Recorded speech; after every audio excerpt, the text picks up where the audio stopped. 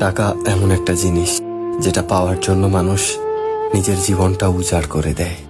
মানুষ বলে যে টাকায় সবকিছু হয় না, কিন্তু সত্যি তো এটাই যে বর্তমানে টাকা ছাড়া মানুষের কোনো অস্তিত্ব নেই। হাসপাতালের অসুস্থ মানুষটা জীবনে বাঁচা মরার সাথে লড়াই করে চলেছে, কিন্তু ডাক্তারের প্রথম কথা হলো যে আগে টাকা জমা করুন, তারপরে চিকিৎসা হবে।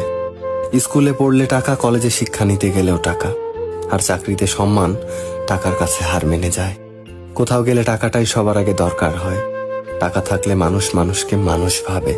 টাকা ছাড়া মানুষটা যতই সৎ সহজ ভালো মানুষ হোক না কেন, সমাজ সে মানুষটাকে অবহেলা করতে শুরু করে।